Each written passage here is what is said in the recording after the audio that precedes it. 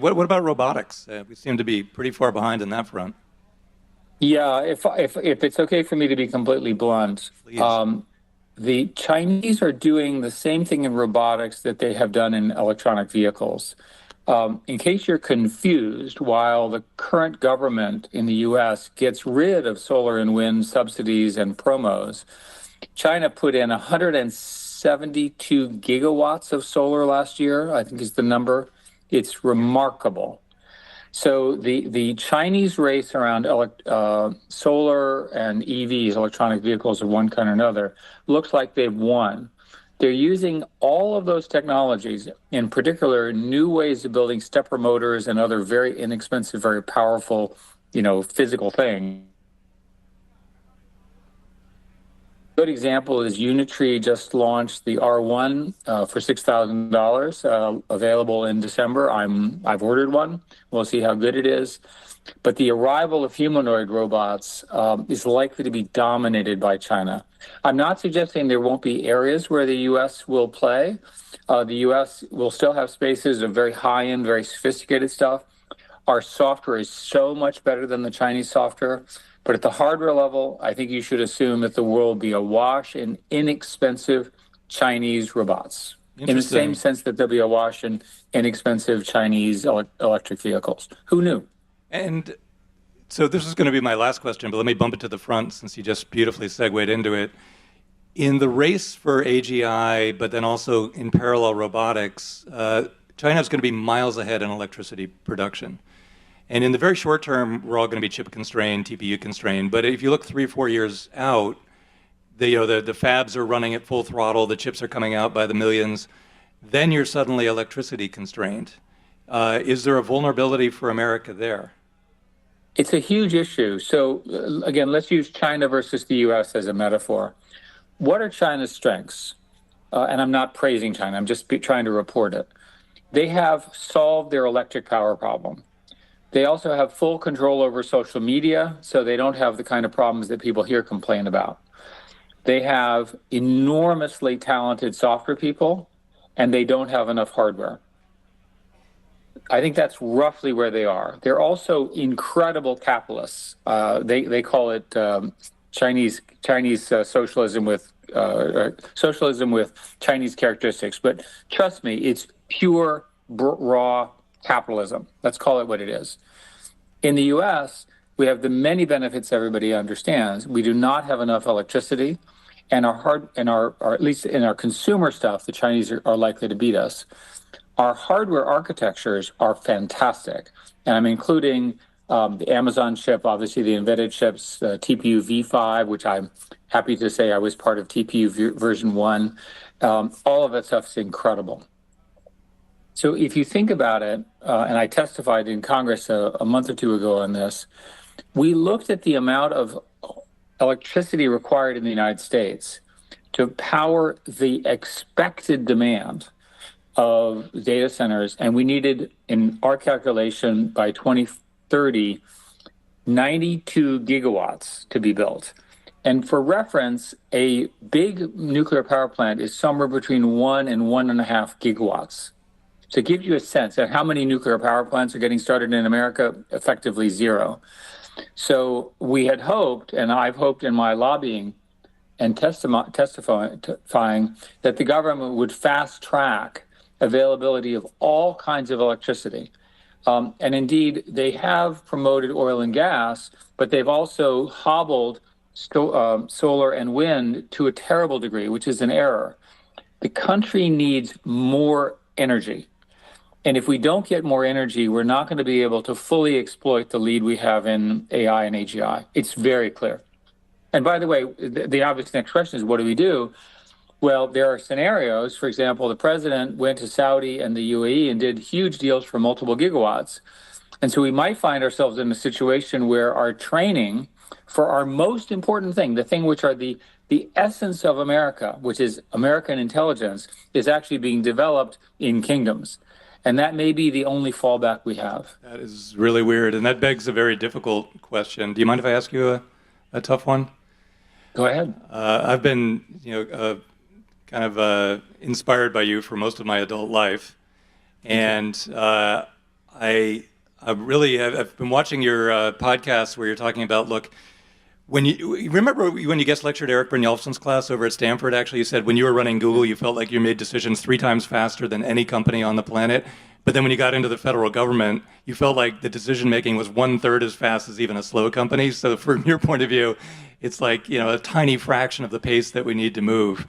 But you've been saying recently that, one of the things that's inevitable is some kind of an AI disaster, and we're hoping that it's like 100 people that die and not 1,000 or 10,000 or a million or even 100 million. But suppose that it does play out, that there's a catastrophe that's a wake-up call.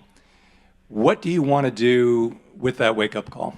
What's the next move for Eric Schmidt after the wake-up call?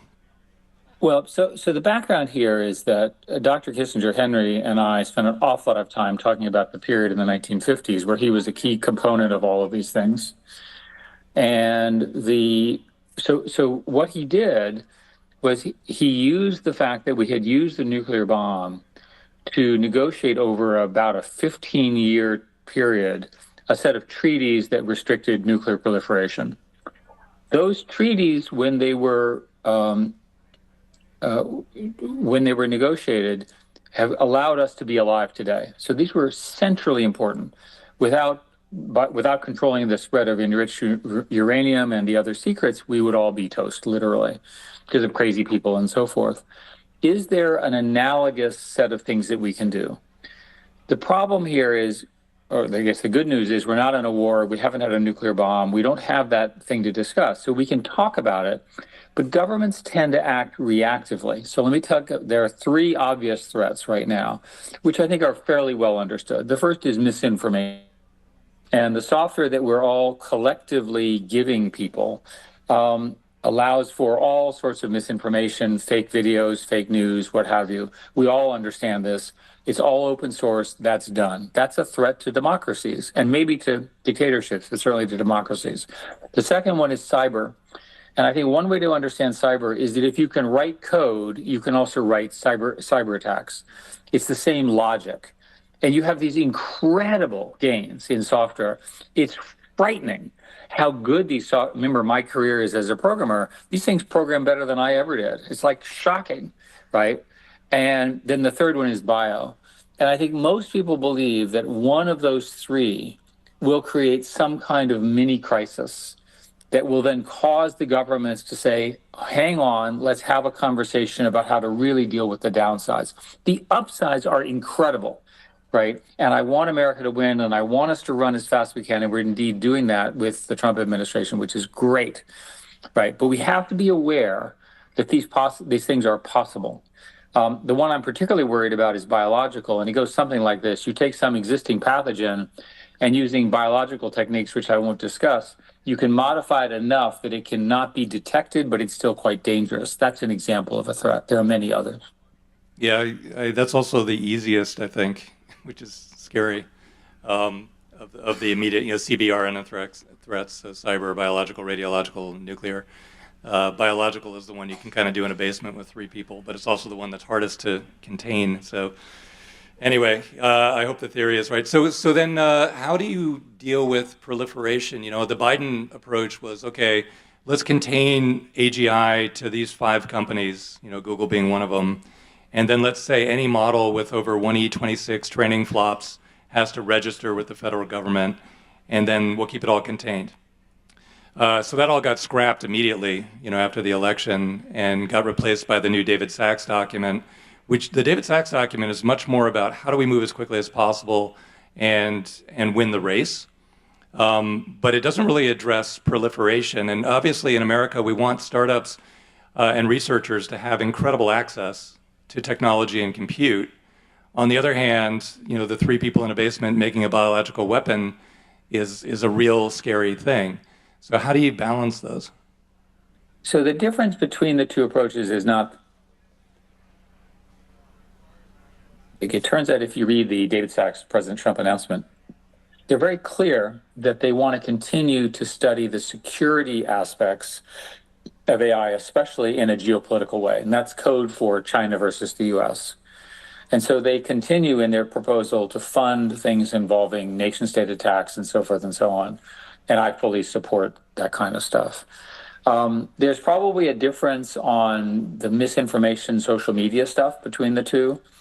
But for example, the Biden rule was simply that you had to report if you're doing a training run 10 to the 26 or greater. I was part of the group that made that number up. We made it up because we had no better number. I'm not suggesting it's the right number.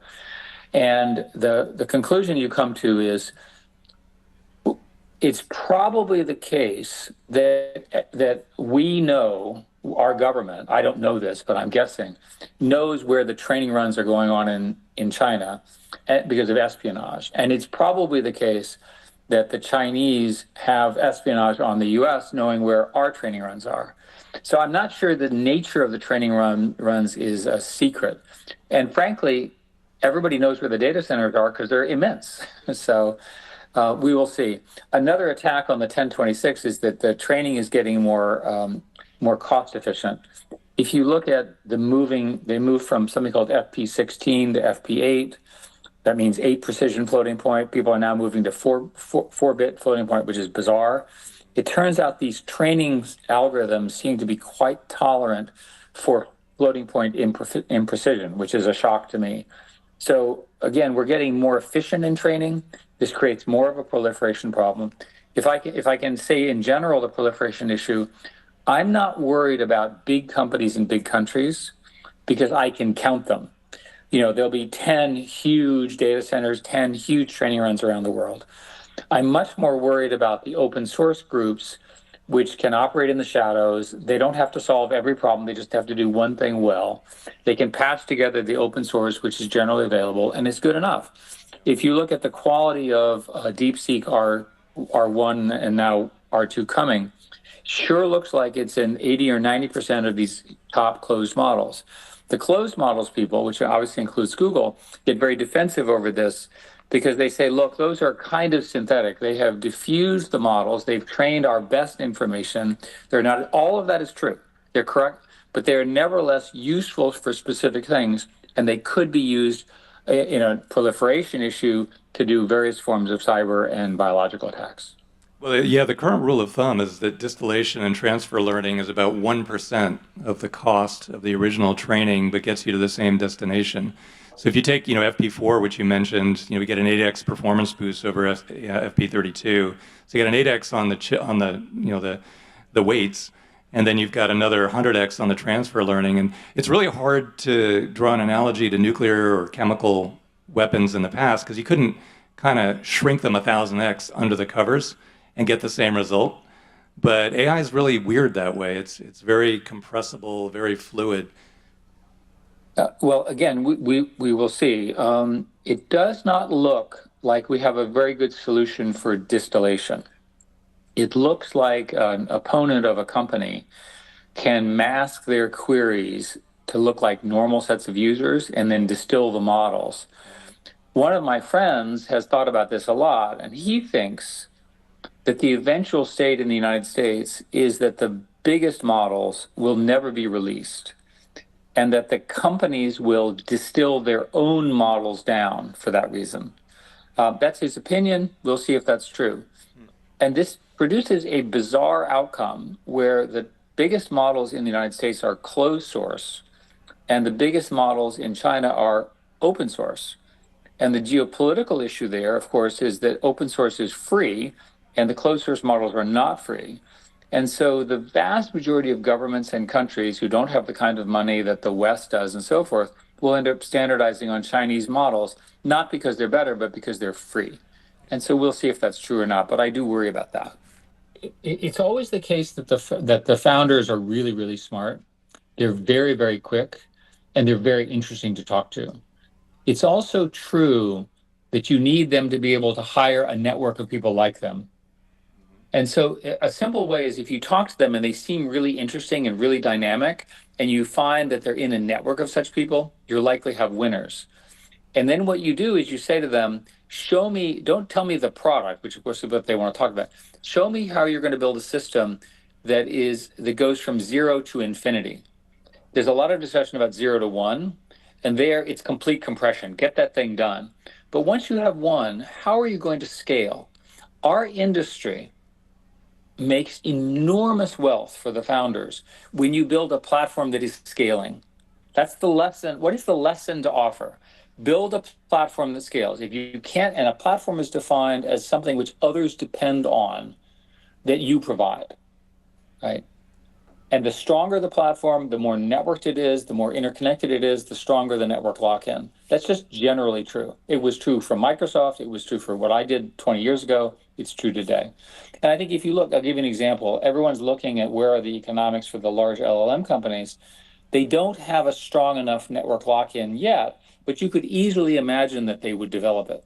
And I'm sure they don't tell me what they're doing, but I'm sure that they have that in the back of their mind. That's part of the reason why their valuations are so high. So we have 1 minute remaining, and I really want to use it to milk you for a quote that we can loop on our wall in the office. The perfect quote to me would be about the importance of this moment in time. And so many of the founders, they weren't around when Microsoft could, Bill Gates could wake up in the morning and decide, hey, I'm going to destroy WordPerfect today, and I'm going to destroy Lotus 123 today, because he just had that power at that time. And Novell was certainly in that crosshairs too. Then there was this magical moment of the internet explosion where companies like Google and many, many others could thrive. But then after that, things got static again. And now we're in the most explosive time period for entrepreneurs that I've ever experienced in my life. But very few people remember all the way back to the internet explosion era. So I'd love to get your quote or your thoughts around what is the importance of this moment in time. So I firmly believe that the arrival of non-human intelligence, AI intelligence, is at the level of electricity or the invention of fire, transportation, et cetera, in human history. We are fortunate to be living in a time of great historical consequence. The next 10 years are probably the 10 years that will have a greater determination over the next 100 years than anything before because of the inventions of these new tools. And the tools are very, very powerful. And remember, they're powerful because they can equal and in some cases surpass human intelligence. And human intelligence is everything for a society. And so the countries and companies that embrace this non-human intelligence correctly and aggressively will be the big winners. And the companies and countries that are slow or let other people do it, they will lose because the source of excellence, the source of leadership, the source of growth, the source of everything, the source of innovation, everything, economic growth comes from the application of intelligence to discover new things, to solve new problems. We are on a huge course to accelerate that here in America, and I'm very proud to be part of it. What you just heard was a compelling excerpt from an interview with former Google CEO Eric Schmidt on September 8, 2025. As a key figure in the tech world for decades, his perspective offers us an insider's view into the US-China AI race. In this segment, Schmidt first outlines several major challenges facing the United States. He directly compares the robotics industry to electric vehicles, suggesting China is replicating its EV success story. He even predicts a future where the world could be filled with low-cost Chinese robots. Beyond that, he points to what could be a critical vulnerability for the US, power. Schmidt cites data indicating that by 2030, US data centers will require an additional 92 gigawatts of electricity. Yet, in reality, the construction of new power plants has largely stalled. This leads him to worry that the US might be unable to fully leverage its AI leadership due to a simple lack of energy. Finally, Schmidt raises a broader, more strategic concern. He painted a picture of a future where America's most powerful AI models remain locked behind high costs, while Chinese models become open and free. His fear is that this disparity would lead most countries to adopt Chinese technical standards, not because they are better, but because they are more accessible. This analysis comes from one of the top minds in American tech. Do you agree with his assessment of the AI competition? Share your thoughts in the comments below. If you found this segment valuable, please like, comment, share, and subscribe to our channel. Thanks for watching. We'll see you in the next one.